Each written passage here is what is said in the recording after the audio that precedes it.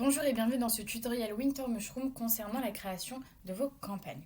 Si vous souhaitez savoir comment ajouter des visuels que vous avez créés au préalable ou alors éditer des visuels grâce à notre éditeur de visuels, je vous conseille d'aller visionner les tutoriels qui ont été prévus à cet effet.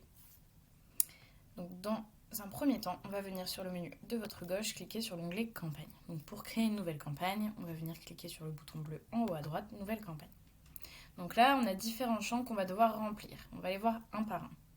Le premier étant l'organisation cible. Il se peut que vous ayez un seul niveau, mais il est aussi possible que, par exemple, vous ayez votre organisation et, par exemple, 2 points de vente qui ont des écrans, et peut-être même qui sont géographiquement à des endroits différents. Donc, par exemple, si vous voulez envoyer la campagne que sur le point de vente numéro 1, dans la zone 1, vous sélectionnez cette organisation. Si vous souhaitez que votre campagne soit lancée sur l'intégralité de vos écrans, vous sélectionnez votre premier niveau d'organisation. La seconde étape, ça va être de nommer votre campagne. Donc là, par exemple, je vais nommer ma campagne démonstration 2. Ensuite, vous allez devoir définir son statut, si elle est active ou inactive.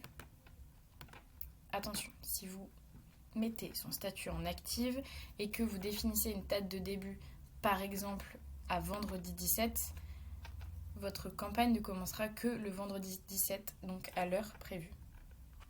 Vous pouvez définir une date de fin, sachant que vous n'êtes pas obligé de définir une date de fin.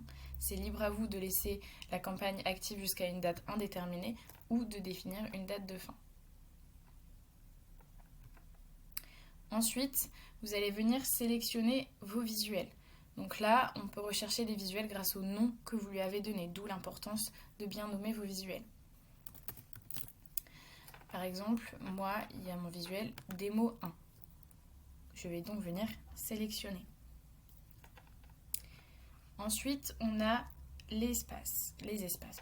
Donc là, les espaces, il faut savoir que on va venir personnaliser, le faire sur mesure, c'est-à-dire que vous allez pouvoir sélectionner un groupe précis ou un nombre d'écrans précis selon l'espace. Donc c'est-à-dire que, admettons qu'en vitrine, vous ayez 3 écrans, si vous sélectionnez vitrine, la campagne sera lancée sur ces 3 écrans.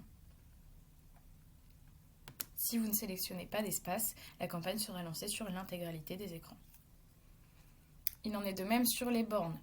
Sur les bornes, si vous voulez lancer la campagne sur une borne spécifique, vous la sélectionnez. Si vous souhaitez que la campagne soit lancée sur l'intégralité des bornes, vous ne remplissez pas ce champ, ce sera fait automatiquement. Ensuite, vous pouvez venir ajouter des tags à votre campagne, notamment pour la retrouver plus facilement avec les outils de recherche.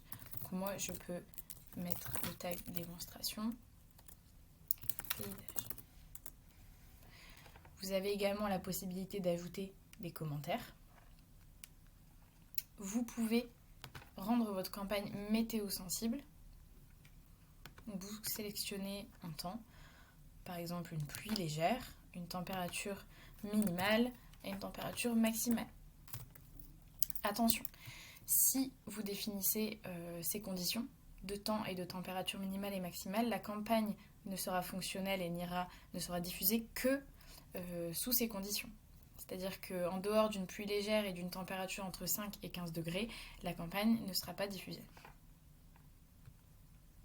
Vous avez également la possibilité de sélectionner quel jour de la semaine vous souhaitez que votre campagne soit affichée, soit diffusée.